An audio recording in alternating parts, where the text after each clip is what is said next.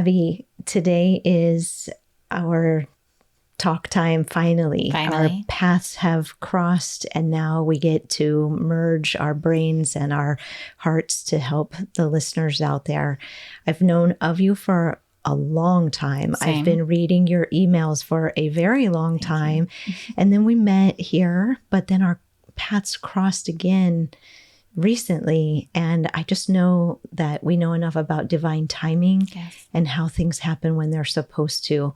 And your fertility story being so long, so many years, similar to mine. But what we did with that time really made a difference. And now it makes a difference in the women, that community that we serve. Exactly. So thank you very much for coming on the show today. Thank you. And finding the time for this conversation. Divine timing is everything. So happy to be here. Thank you. You're welcome. Thank you.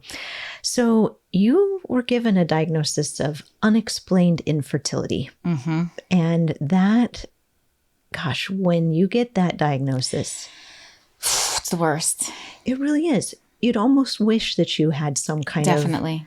Because then you'd have the validation for what's happening. And maybe potentially a way to fix it. Exactly. Feels very unfixable, unworkable. You don't trust, you're already not trusting your body. And then you don't trust the medical side of things because they're like, what do you mean unexplained? There has to be something going on. And then at the same time, you're grateful it's not stage 4 endometriosis or your husband's sperm is never going to be able to fertilize an egg, right? We don't want those either. Or you're running out of eggs. You've got some kind of uncontrollable inflammation, autoimmune cascade. Any of those, at least you can put some kind of a Band-Aid on that or fix it in some way. So with unexplained, there's just nothing. And it's a hard one to swallow. And not to switch on to you right now, but I'm curious because I feel like since my journey ended, which we'll talk about, so many people are like, I don't ever believe in a really unexplained infertility. Right. I don't either. Yeah. I think that when I hear unexplained, I think, oh, it's time for some inner work, which I've got a couple different psychologists that I've talked to about the inner work. But you being a fertility coach, I can't wait to hear how you help your clients go through this inner work without it being triggering. And so really what I think we could talk about a lot today is how to get them ready, how to get them open to the conversation, and what does it really mean to do some work. I think unexplained is like time to do some detective... Like investigating. Exactly. And leaving no stone unturned, but not becoming neurotic. Right. Or getting stuck in perfectionism.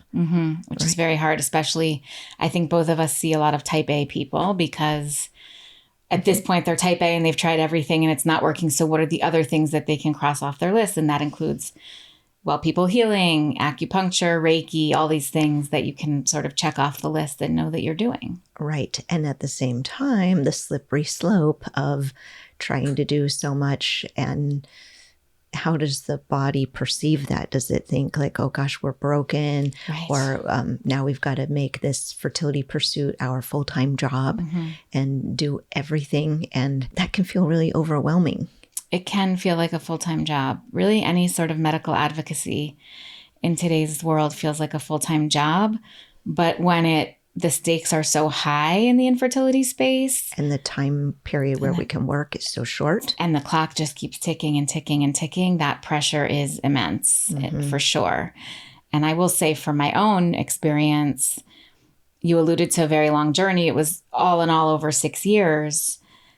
I was very lucky that embryos were not my issue. But much like you said, embryos weren't my issue, but it still wasn't working. So what difference does it make? But it just took a little bit of the time pressure off because I knew I had embryos banked. As it turned out, the banked embryos never turned into my children. But that additional pressure of time makes this so high stakes. Right. And then we have adrenaline and cortisol, and then it becomes the source of stress that we've got to mitigate constantly.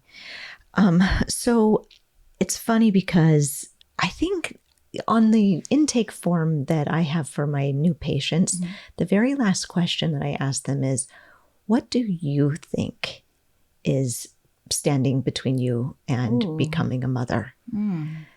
And I think when they go through this long intake form and then they land on that, it's the thing that makes them think and makes them start to realize, oh gosh, I'm going to have to take some agency. Or it could be a relief. Like, thank goodness this woman is going to ask me some of those kinds of questions, right? So I'm curious, do you think we should talk about your story, what got you to being a fertility coach, or should we talk about what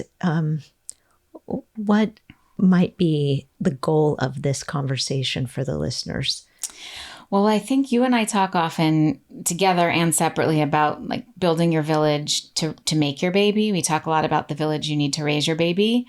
And I think until you go through infertility, you don't realize how deep of a village you need. And so I think it's helpful for your audience, hopefully, to talk about all the different people who can help you get to baby.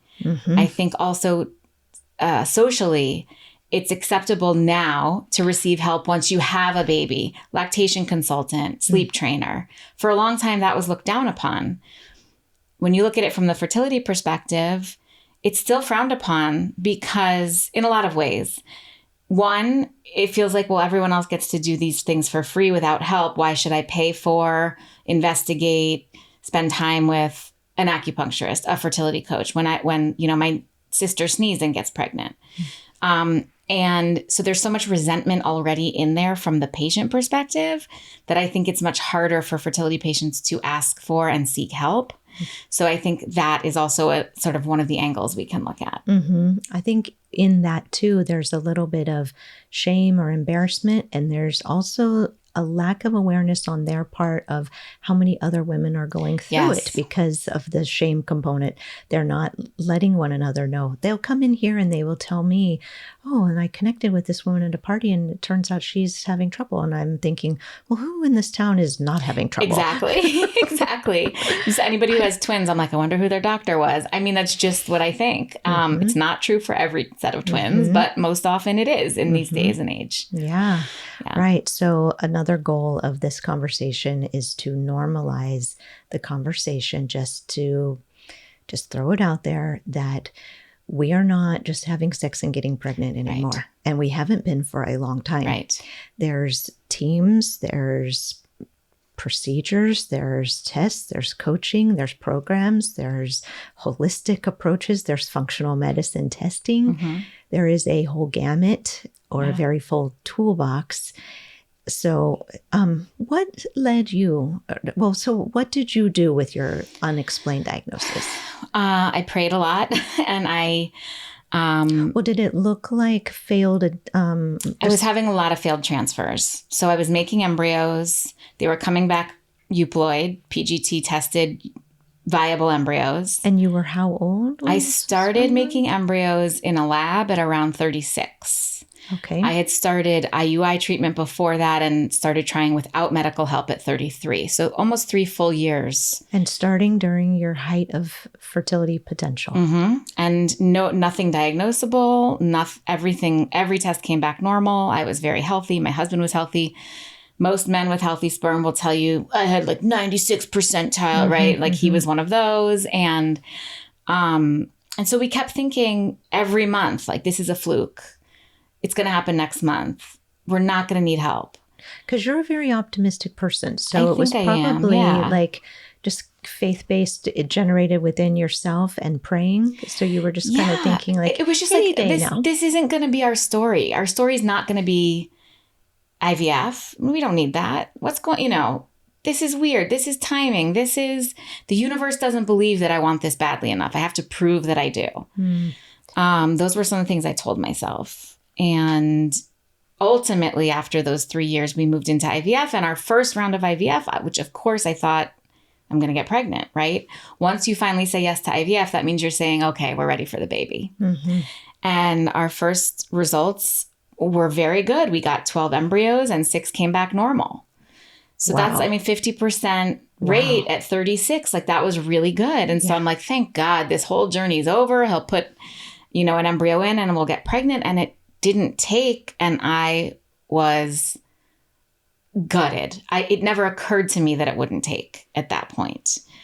when I got a negative beta, I was like, what do you mean it's negative? But we put healthy embryos in. And that was really when I was like, what the hell is going on here? Because it's just that you don't want to play out the worst case scenarios in your head. But I do wish I would have known that had been a possible outcome at the time. And I just didn't. I didn't know. Now, of course, we do know. We know on this side of things. And I think in general, we're talking about fertility enough these days that people know it's not a guarantee the first time you put an embryo in. Mm-hmm. Right. I mean, from the doctor's perspective, they really have such an interesting conversation and wearing so many hats, right? Yeah. So they are doing the tests and the procedures and the transfers and the retrievals. They're doing all of that. And they know that these patients, these women and couples are figuring that they're not going to be the one that it doesn't work for, because there is this idea of, if I throw enough money at it, right, and the doctor will know what to do. Mm-hmm. And the sad thing is, as we've been in this field for so long, we know that it is a business.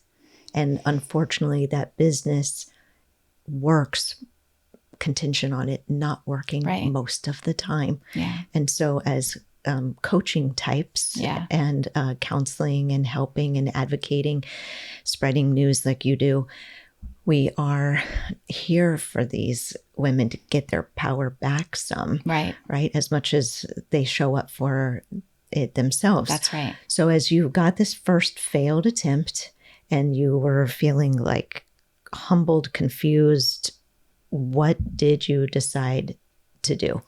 And what did the doctor tell you? Did they say, oh, not every embryo is meant to be? Yes. And I had worked with he was a very optimistic doctor, which I appreciated, but I don't, like you're saying, he was very, let's look at the bright side. So he wouldn't say, now keep in mind, this might not work. And if it doesn't, here's what we're going to do, which I get. Like the doctor doesn't want you to think it's not going to work. And he was very optimistic even after, in saying, like, let's just do it again. This was a fluke. This was, you were just on the wrong side of the statistics. There's nothing wrong. As long as everything looks good in there, we can just go right again into another cycle. Mm-hmm. And he had put 2 embryos in the first time. 2 normals? 2 normals. My goodness. Now, again, at the time, I had no idea that was not really done anymore, right? Mm-hmm. It was 2016. So we weren't really doing that anymore because they were tested. But he was a more aggressive doctor, and he put 2. And you had so many. And I had so many. In fact, the day we went to get our beta, my husband was like, maybe we were, thinking it was going to work for sure. Maybe we were really aggressive putting 2 in. Like, you might have 2 babies in there right now. And I'm like, I probably do. Right. And I had none. So when we went for round 2, about 5 weeks later, I did a week of birth control once my period came I think I had some tiny cysts in there. Jumped right back on the horse and did another round right away. He put 2 more in, and those failed. So now I'm 2 transfers in, 4 euploid embryos in, really confused, really heartbroken, really angry. And I had a family friend, coincidentally, who I wasn't very close with, but I knew he was a fertility doctor in Ohio. And I was like, maybe now's the time to get his opinion. And he said to me, you have 2 embryos left. You're 36 now. Let's say that those I was almost 37. And by the time you could have another, you're 38. Then you only have 1 embryo left. I think you should bank more embryos. Again, completely foreign concept to me. You mean do another egg retrieval? I mean, I was like, people do more than 1 of these. It was crazy, right? And so I decided, I was working a little bit of a stressful job. I was going to take the time, again, because I knew I was making embryos, I didn't feel like, but I have to bank them all this minute because in 6 months, I'm going to be out of eggs. I didn't feel that way, which was very lucky. I waited about 5 months. I took a break. I did a whole nother retrieval. With the original doctor? Original doctor still. I felt very loved by him and cared for, and felt that he was very invested in my outcome. My husband really liked him when we were interviewing doctors. And that felt important to me at the time because I felt like I needed my husband's buy-in for all of this. And so if he liked the doctor, it would go better.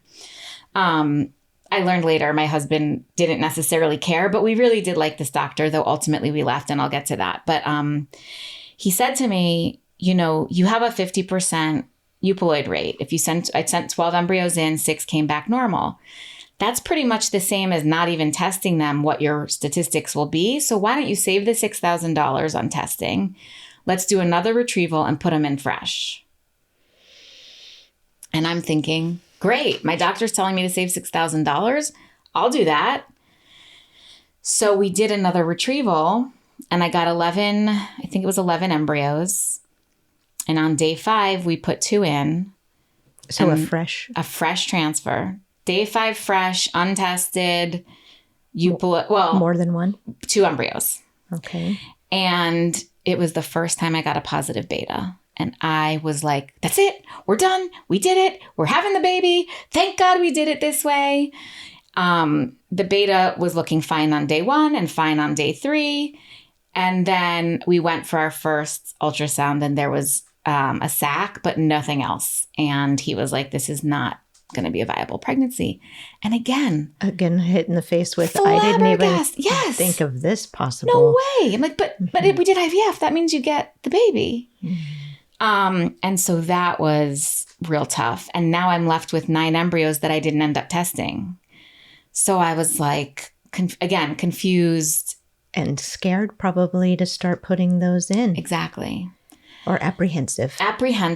Conflicted. All of the things where I'm like, now that I know this is a possibility, how do I know what the best thing to do is? I don't. It was really tough. And that miscarriage or blighted ovum or missed miscarriage, whatever you want to call it, that loss took a really long time because I didn't want to have a DNC right away. I wanted to see if my body would handle it. And my husband, this is where you're balancing life and fertility. My husband, for the first time ever, he made a film that was accepted, I remember, to the Tribeca Film Festival. And this was a huge milestone for us. And I wasn't able to fly because I was pregnant. And my doctor was don't fly in the first trimester. So when I got that positive beta, we canceled my ticket. I wasn't going to go with him to Tribeca. And so then when this wasn't going to work out, I was like, I'm going to go to Tribeca. I'm going to buy this ticket again, unless the miscarriage is happening while I'm going. Long story short, I did make it to Tribeca with him. And we have all these red carpet photos of us and these smiles on our faces. And we're literally in the middle of waiting for this miscarriage to finish happening. Mm-hmm. And you just realize that so much of this journey, that's exactly what it is. Mm-hmm. It's carrying grief and joy. It's not knowing exactly when the other shoe is going to drop, but knowing that it's going to. Mm. But also you have to live your life. And now I can say that on this side of it. At the time, if somebody would have said that to me, I would have been like, you don't understand what you're, Mm-hmm. But I'm really glad I went to that. It was really hard. For some reason, flying was very hard on my physical body. I was very nauseous because I was also going through this miscarriage. Mm-hmm. But then ultimately my body, right when we came back, which was about 9 weeks, my body took care of the miscarriage and we moved on. And that was a huge lesson for me to pick up and go to Tribeca, because I was really proud of myself for finding the joy in that time that was really a dark time. And as far as what I tell my clients, that's something I focus on a lot. Take the vacation, go to the family reunion. 1 more month, it seems like an eternity, but it's not really, and you need the joy. I try to tell my patients to keep life as normal as the process will allow, because when they do finish the journey and they get on the other side, they really don't want to look back and acknowledge that they lost 3 years to not going on trips and things. And I know, here we are sitting here talking like this, and there are people canceling their trips today or when they're hearing this, because it is really hard when the embryos are ready to go, or when you have an egg count that looks really good. Really good, then you of course have to push the pause button on life. So how to juggle those things is pretty challenging. It's really hard. And it's rare to get clarity. So by that, I mean, you judge it and then you make your decision and you wonder, did I make the right decision, right? Mm-hmm. Did I make the right decision to go to Tribeca in that particular moment? There were other things I canceled. Did I make the right decision to cancel? And what I try to do, again, I don't want to play out a worst case scenario all the time, but I'm like, what is the worst that would happen? Right. It's funny. I'm so glad you're asking that. Yeah. Because the women need to get quiet enough to ask themselves, what's my best choice right now? Right. So two sides of the same coin. Right. Exactly. And I think your gut, when you're going through this, is shot. Your gut reaction, your intuition, You don't even know if you can trust yourself anymore. You don't know if you can trust yourself. You're on all of these medications. You feel like maybe you've made only wrong decisions up until now. So it's really hard to cut that noise out and get clear with yourself and figure out what the right answer is. Mm-hmm. So you ask, what's the worst thing that could happen? Yeah, well, it's helpful for me to play that out. It is. It's a technique I use with the looping thoughts, the what if. If they just sit with, well, what if the worst case scenario does happen? But there's another like empowering angle too of what's my best choice right now. But sometimes they feel so broken and mistrusting of their body or their doctor or their team or their path that question may not really be fair. Right.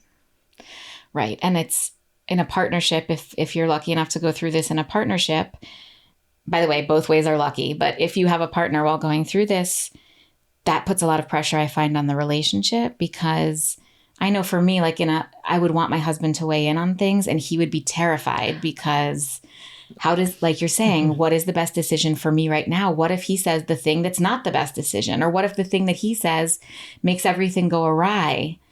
It's so much responsibility to carry on the person experiencing the physical treatment and the partner. Right. For different reasons, right? Because he wants to protect her, or the male partner, the other person in the equation wants to protect the woman who's doing all the procedures, right? But at the same time, doesn't really have the perspective, doesn't know how it feels on the inside. Exactly. And to insert countless needles, go for acupuncture, do all the things, right?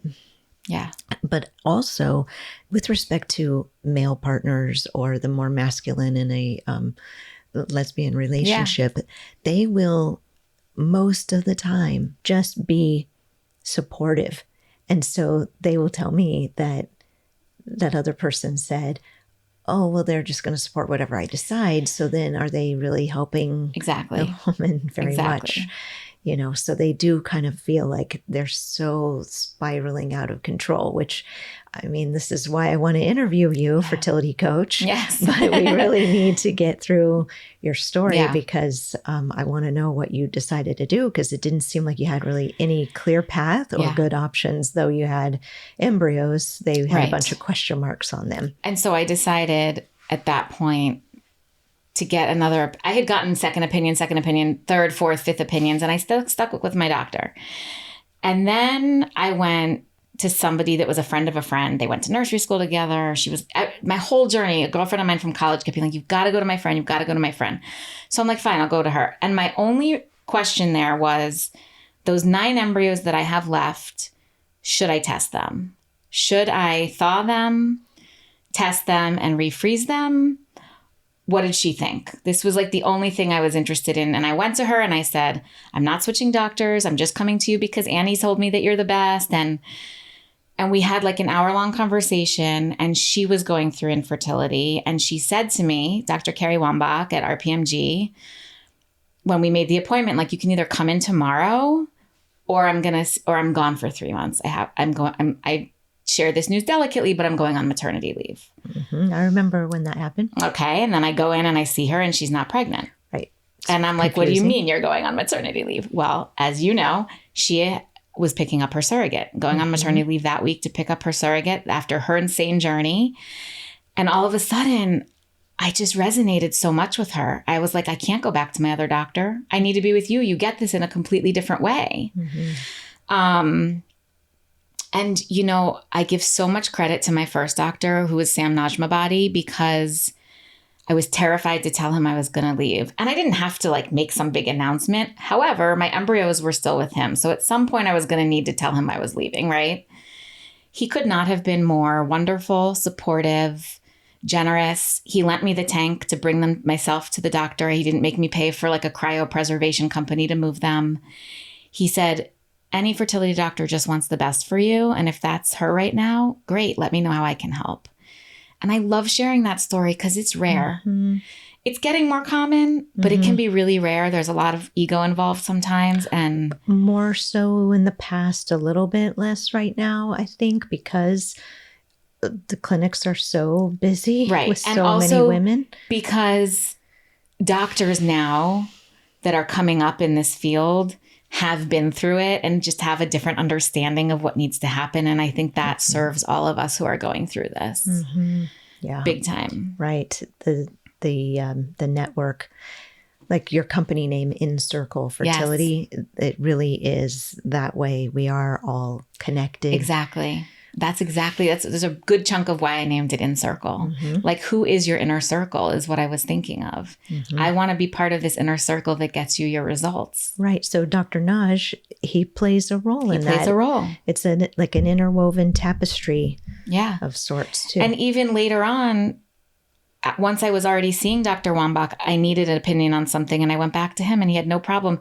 Cleared his schedule so we could come physically into the office and talk to him about it. I mean, just really generous and really helpful. We could say a really big sign of support. Yeah. And if you're faith-based or thinking about the universe or whatever, you can think like, wow, look how I got what I needed. Exactly. And that is something that's so important for my patients to get them off of this focus on it's never going to work, it's not working. Right. And all of the negative, and then potentially bringing more negative and more results. And soaking in that negative. Yeah. And those brain neurons getting cemented in that deep groove, needing to entertain the opposite. Right. So for you to see it as, oh, we've got some support here. We've got now 2 doctors plus our family friend, doctor. This is my village. I had multiple acupuncturists. Yeah.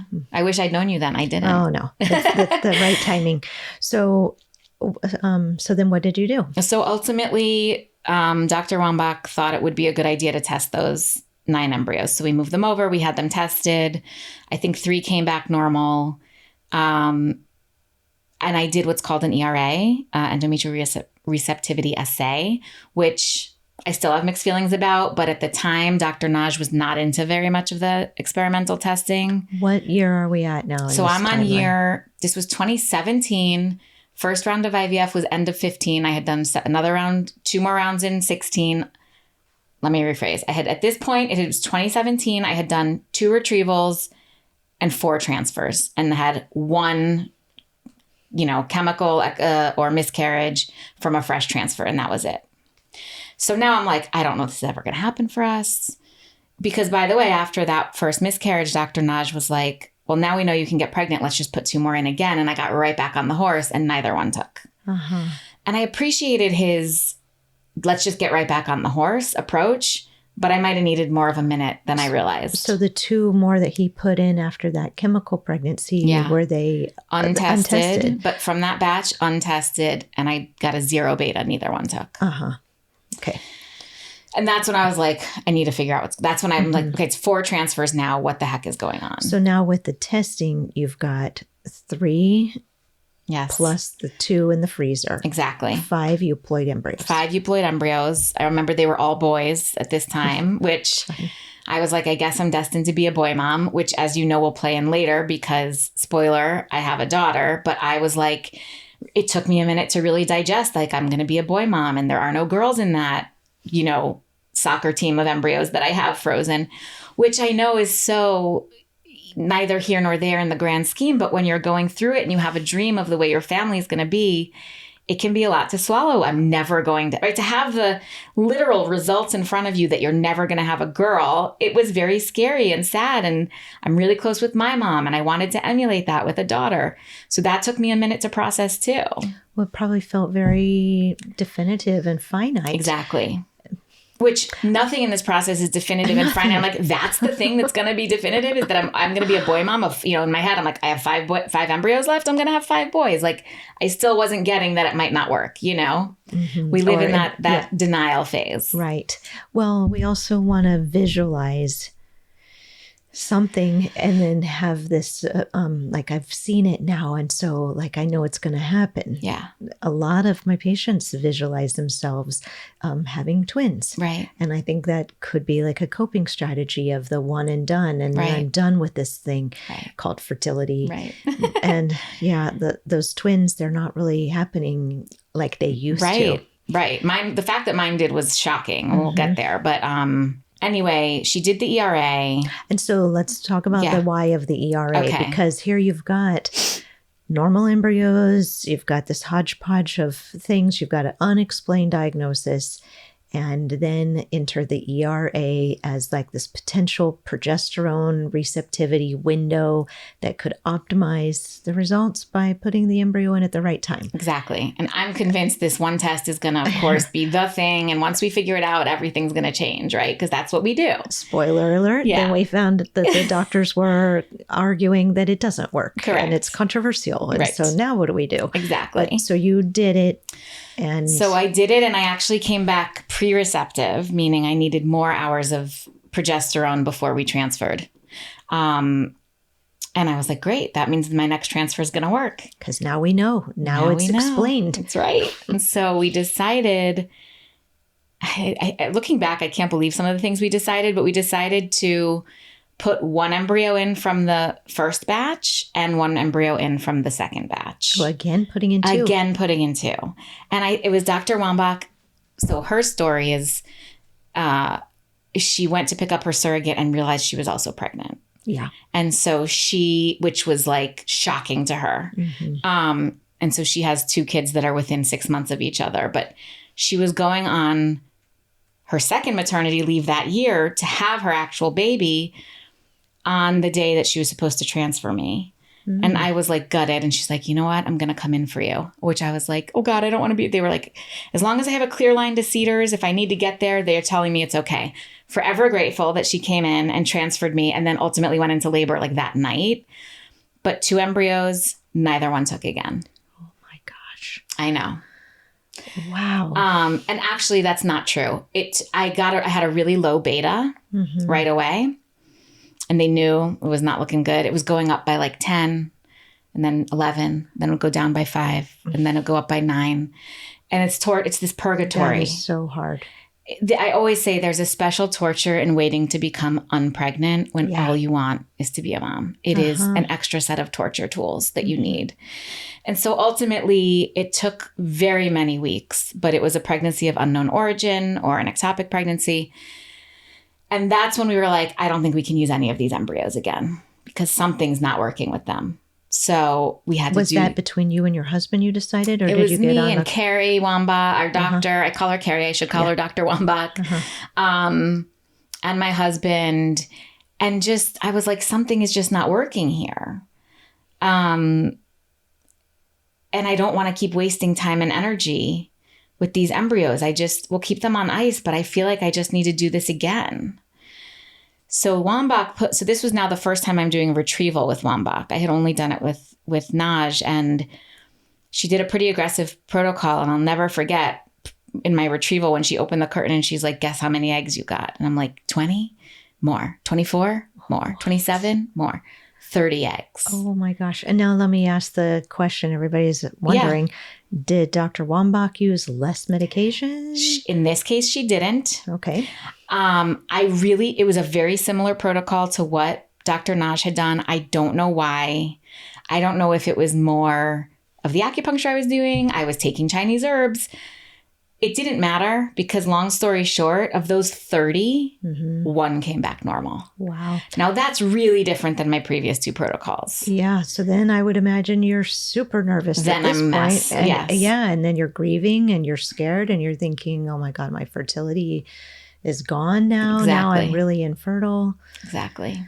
That was a real rough That would one. be probably the biggest devastating hit you took so far in what I'm hearing. It honestly, it didn't feel like it at the time. It felt like I'd already been at the low, but then I just was able to go even lower because then I was terrified. Sure. So I want to put some objective clinical experience in to say when I've seen women get that many eggs, they're not all meant to be kids. No. So it's actually like less would have been better. Right. So we don't know what happened to have you make so many. Do you know?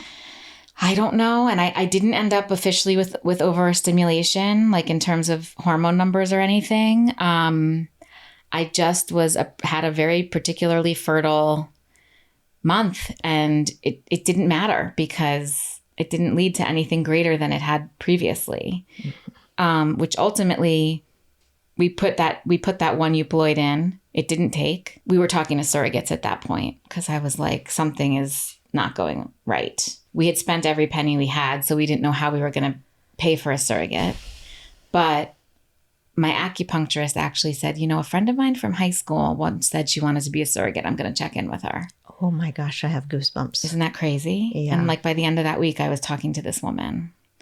And I was like, okay, this is the route we're going to go. And we were like, our doctor had used a surrogate before. So we felt like she was like, great, let's start the psych clearance. And pivot then after pivot after pivot. I mean, the term in circle, it's almost like you feel like you're going in a circle. Well, and how you said it, the loop thinking, it was really like a lot of looping. Yeah, but you don't strike me as the looping type, but maybe because I didn't know you then. I'm not a looping type. I'm very, what's the next thing I can do? What's the next thing I can do? But sometimes I think I do that too quickly. Right. I was going to say to do that is trying to prevent. Yes. And it's like a nagging what if. Exactly. Okay. You're very self-aware, which is part of how I think we get through this. Yes. My mom's also a therapist, which helps. Oh, yeah. Wow. Yeah. My God, this timing was just all of it was insane. And I really made peace with potentially not carrying my babies. I was really okay with that. I just wanted to have my biological children at that moment. Now that I've worked with so many people in all different sort of family dynamics, I think I would have probably chosen differently earlier. Like I was very not open to third party reproduction in any way. And now I'm so much more open to it. Luckily, I didn't have to go that route, but I've learned so much that's positive along the way. For you to help other people. Yeah. I was entertaining a foster adoption process. And as soon as I got myself there, because I was told I had bad eggs, not enough eggs, severe endometriosis, inflammation, fibromyalgia, autoimmune, thyroid, like all this long list of obstacles. And so I thought, well, the one thing I can do is give a pep talk. So why don't I get a troubled teenager? Because I can't raise a newborn on my own, but I could help maybe a troubled teen. And that moment of heart opening, selflessness was the pivot. And I also started writing my book chapters at that point too. So like try to inspire others. So again, selfless. Right. Like the release of all of the stuff you're carrying for so long, for so many, about a process. So, okay. So you end up. So basically I'm talking to a surrogate. She's about to get her psych clearance. And I just had this one nagging thing in the back of my head, which was the longest pregnancy I had sustained, which was that 9-week miscarriage. That was a fresh transfer. Maybe I just try to get like one embryo and we transfer it on day 5 and just see if that works. Back into yourself. Back into myself before we move to a surrogate. Or maybe while we move to a surrogate. I just felt like I needed to do one more fresh transfer was the thing that was nagging at me. And my Dr. Wambach was like, okay, you want to do an 8th transfer? I'll do whatever you want to do, but I think you're probably pretty crazy. I mean, she didn't say it like that. But she was really gung-ho on the surrogate route at that point. And so she was like, I can't believe you want to do this again. And I wanted to do another retrieval because I wanted a fresh transfer and I wanted super low dose. I was really focusing on like one quality embryo and let that be that. Mm-hmm. And I didn't even feel good about it. I was like, I'm doing this to cross it off my list. It's not going to work. It's total BS. I had no positivity about it. You were detached from it. Totally detached from it. And, Mom, Dad, can we borrow $8,000 because we have one more round we want to do? And they're like, okay, crazy girl, here you go. That was like the last of anything they could do. We'd already tapped them out. My in-laws, we were using 401k, like forget about it. But I will say, and I say this to my clients too, I always, in terms of playing out worst case scenario, always said, I don't care if I wake up $20,000 more in debt. I do care if I wake up and didn't try every single egg I possibly could have had. Right. So I was okay with it.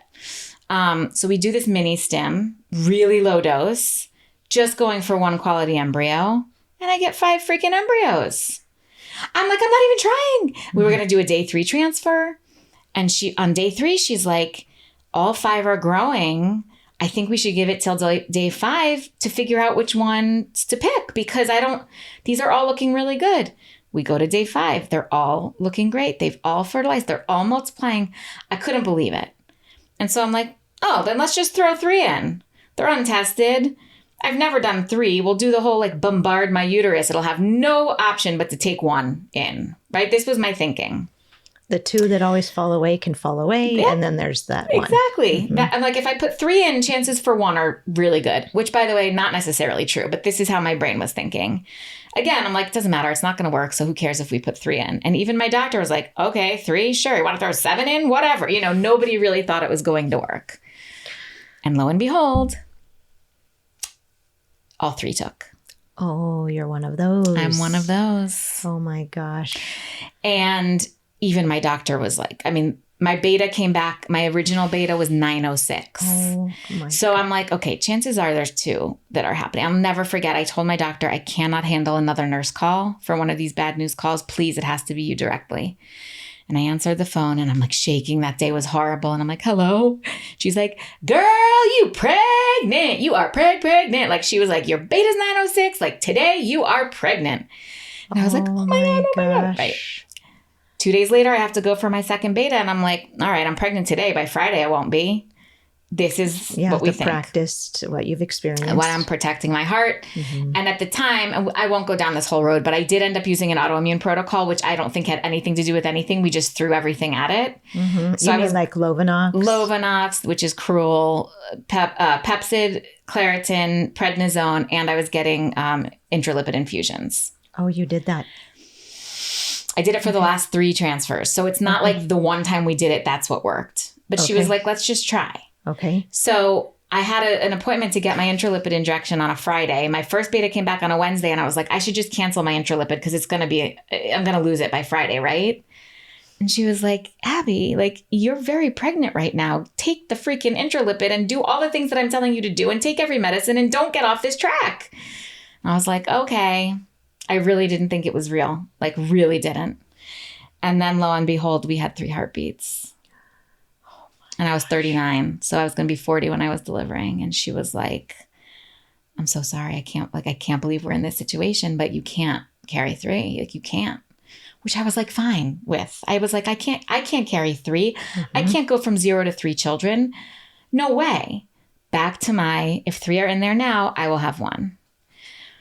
And then we had to go through the whole process of the reducing from 3 to 2, which was very woo-woo for me. I'm a very spiritual person, but I'm also very science.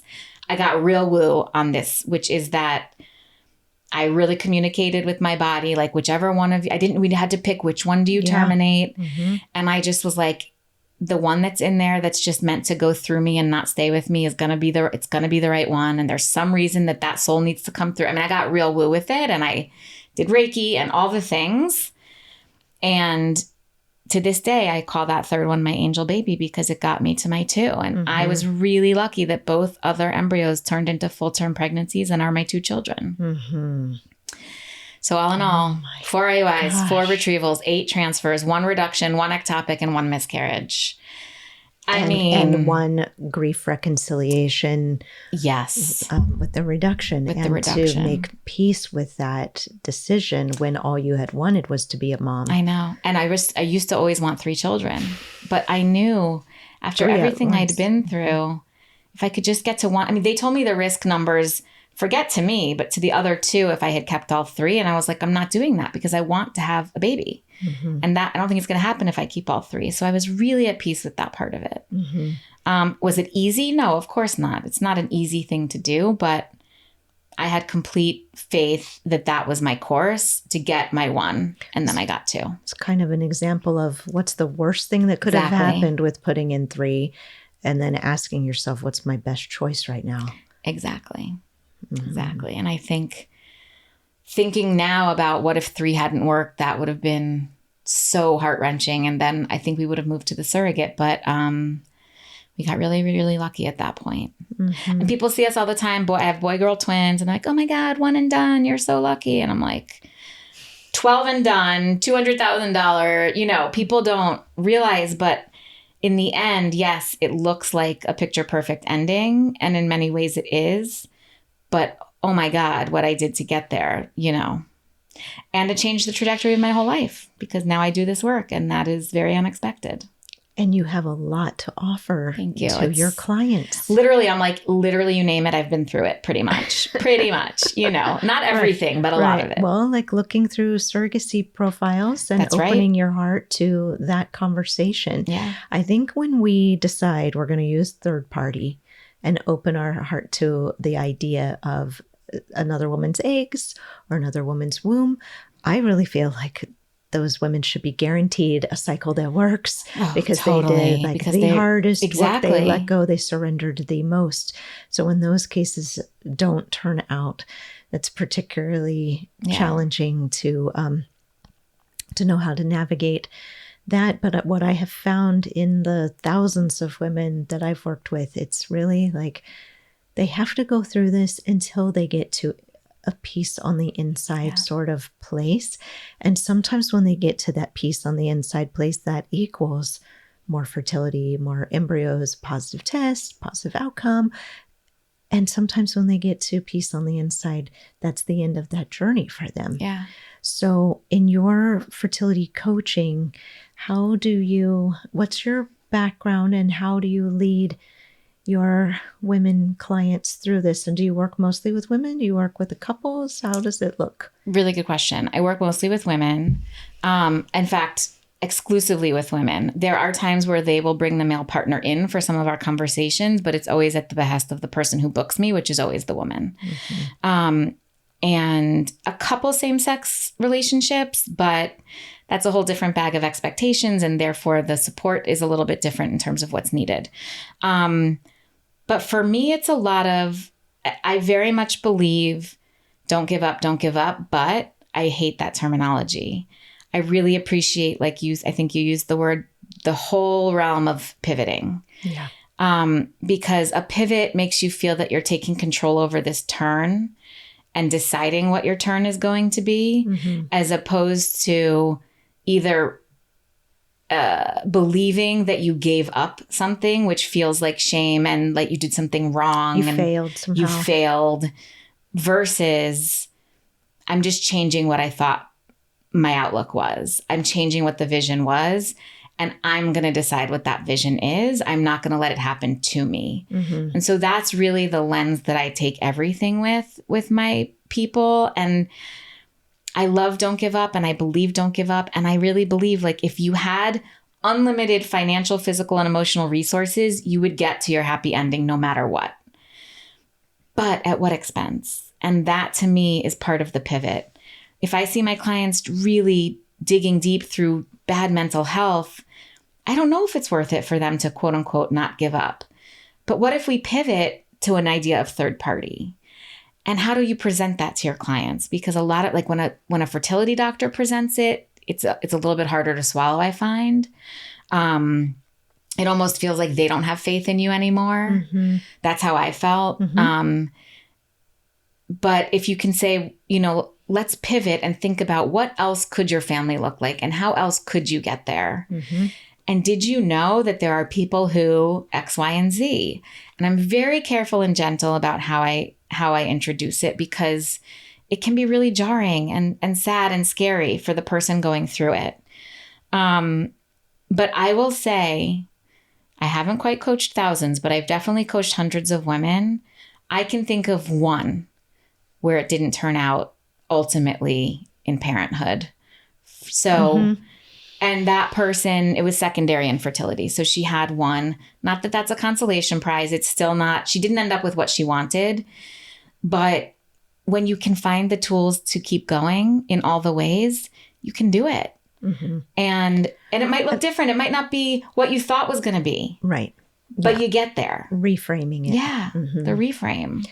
Having written Stick It To Me, Yes. Baby, that's a compilation of 33 stories. And yes. one of the women in there, I mention her as her story did not land with becoming a mother, but all the rest of them do. And it's all these different stories. One woman almost dying and needing a blood transfusion. One woman had a baby and as a toddler died in the pond. And so then she 8 cycles later still wasn't able to conceive until we did some grief recovery work on that.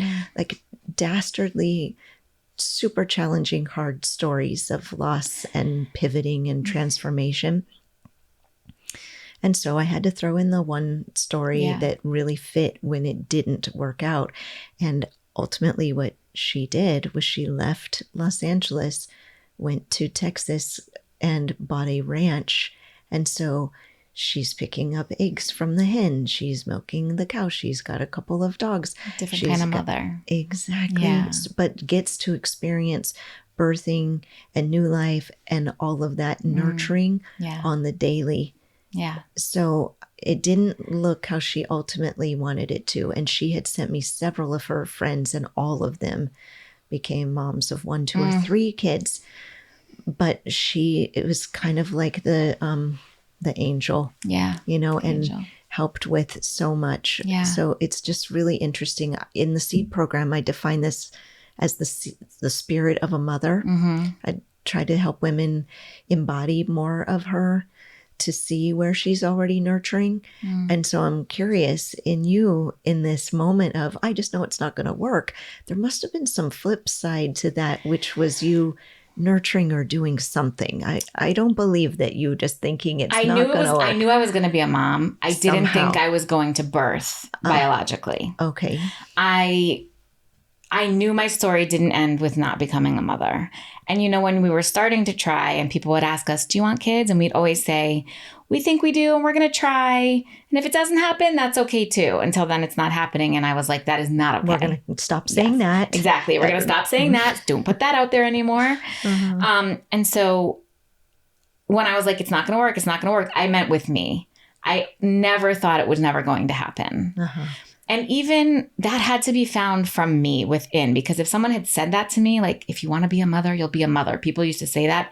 And I wanted to punch them because I was like, that's not fair. No, like, you don't get to decide. I will, again, it felt like the agency was being pulled. And they meant it really kindly and positively, but you have to come to that on your own. And that's that inner work. And, you know, with my clients now, much like you do, I tell them, you know, they'll say, I'm never going to become a mother, or I'm scared I'm never going to become a mother. And I say, you become a mother the minute you decide you want to be a mother. That's, to me, when you start bringing in the spirit. You start looking at how you're mothering already. Exactly. And that makes it a true statement. Right. Mothering looks different for everyone. So let's find where you are nurturing, taking care of. And in some cases, those relationships need to be cut more than anything, because you're nurturing other people and other things too much and not taking enough care of yourself in order to become the actual mother that you want to become. So we look at all of that. And I tend to work with people 6 months to a year at least. When they sign up with me, nobody wants to think they're going to be with me in a year, because they're like, oh, I'll have my baby in 3 months and we'll be stopped, you know. So that's really hard. That's so hard. Yeah. You probably find the same. In the SEED program, I'm offering it as a monthly membership now, which I think is easier to swallow as or try it on as an idea, because to buy the program, they have a stigma thinking I need this program because I'm broken or something, or I don't want to invest this. Right. But on a monthly basis, they can choose whether they're going to use it, how much they're going to use it.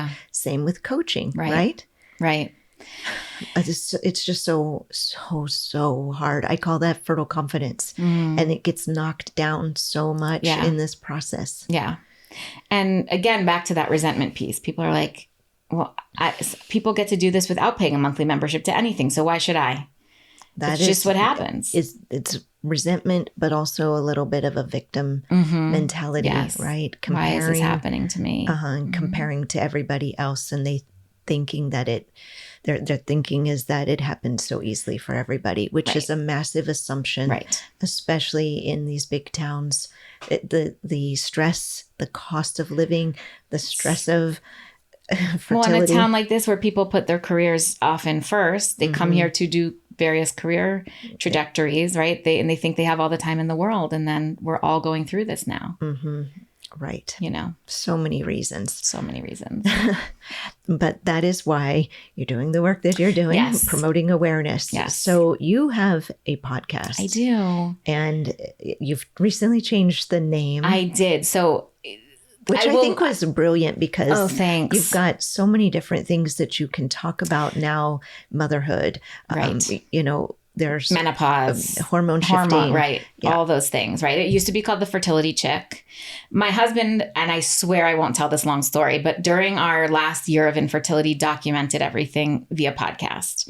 This was before there were podcasts. Were you airing them too, or just recording them? We were just recording them. We didn't know what a podcast was. We just got a recorder because somebody was like, "There's this new thing called podcast. You guys should record," and we did, and it became like a default therapist to have this recorder where we could talk about our issues. And lo and behold, it did end up getting produced and actually acquired by Amazon, which was amazing. And so people heard it. And that's actually how I got partly into coaching, because people would hear that podcast and be like, "Do you have any advice? Should I test these embryos?" And I was like, whoa, I need to really figure out how to fill this gap that's needed of this hand holding. And so that was really a big part of it. And so then when I came back, I was like, I want to do another podcast. It'll also be about fertility. And so we called it the Fertility Chick, which I thought was a brilliant name, and I still do. But what was happening is I was having people on talk about, for example, the correlation between dental health and hormone health, which does involve fertility, but also involves perimenopause, menopause, gut health, all these other things.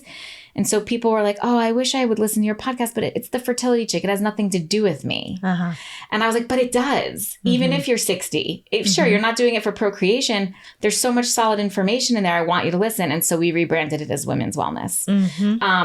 But I still always have a soft spot and affinity for all my fertility topics, because that's what I'm in now. Well, and then you just send an email from In Circle. That's right. Right? And it goes to those lists. So that's exactly right. I'm a big believer that those that need our vibration, they're tuned to the frequency. I love that. That they know, or it finds their way to those ears. I love that. I think I need to remind myself of that sometimes, because I'll have a consult with somebody. I'm sure you've had this too, where you see the need so deeply and you're like, "Oh, they're definitely going to sign on. They need this so badly." And then they disappear into the night. Yeah. I wonder what that's about. Yeah. I think I understand, do you take insurance? No, I don't. You don't take insurance. So, and I can't take insurance because I'm not a licensed therapist. And so I know so much of it for me is the financial piece of it.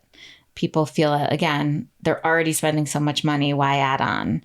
And I feel like, why not throw everything you can at it for a shorter amount of time and get the result that you want?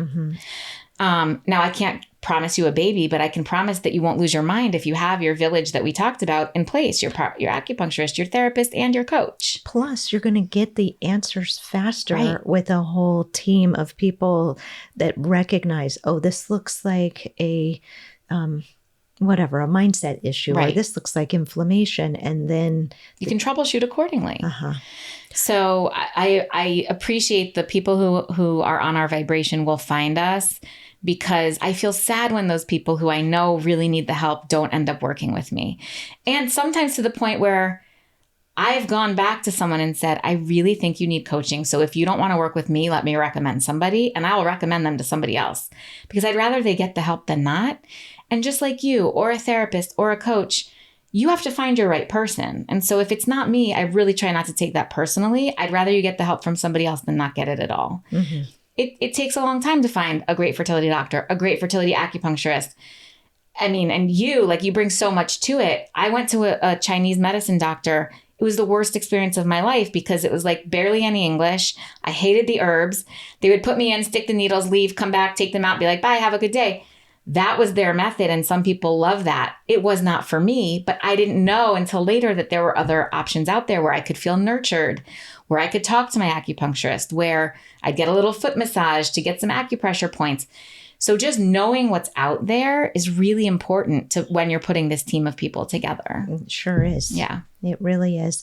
And like you said, that non-talking way can work for some. Some people love that. Some people love the red light therapy, Exactly. the lamp over the abdomen. I prefer talking. Yeah. And so the women that want to talk find their way to me. That's right.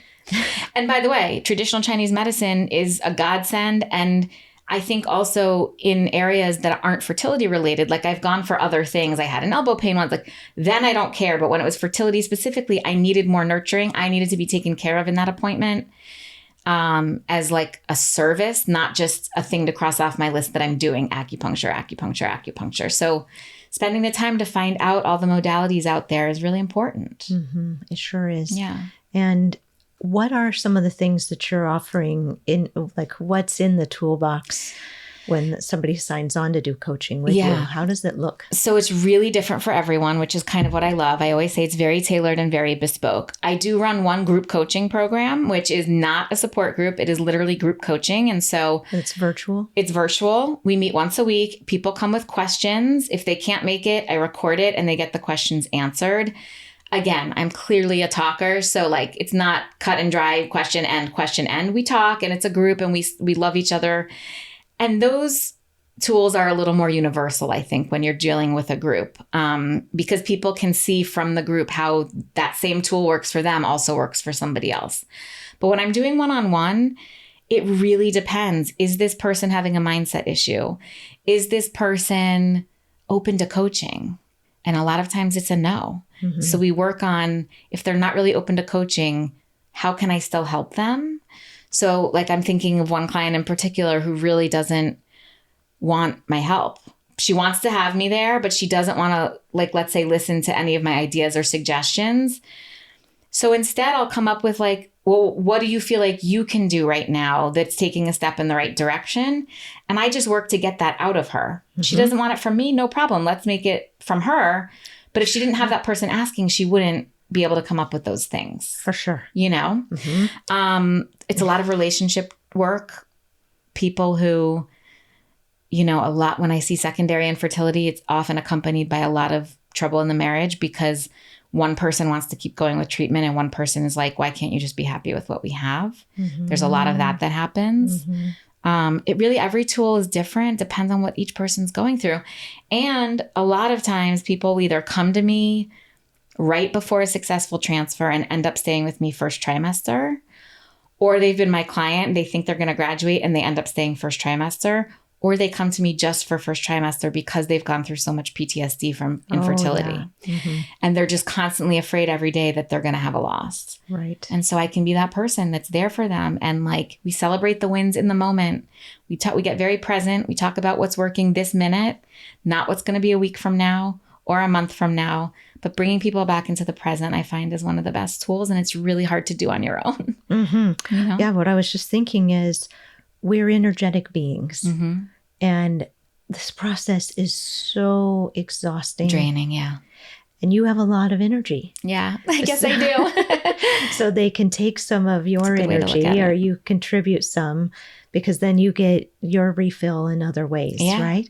And from me, they get my calm, I guess it is, or something, who knows. But we get different things from different people in different ways. But if the overarching sense is that I'm going to get what I need right when I need it, if we can help somebody to hear that and maybe believe it for just a minute, then they start seeing where that actually it's a little light in. That's exactly right. Yeah, I do a lot of life review, kind of like wanting them to think, well, when was another time where I didn't think something was going to work out, and then it worked out better than I could have expected. Right.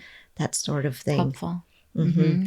You know, I love that now there is a term fertility coach and coaching is in it. And it really is a person who has done it and feels like she can help. That's right. So when I was 31 up till 37, again, a 6-year journey, didn't include a bunch of IVF, but the time that I spent off work with a challenging first pregnancy could have been several IVF rounds.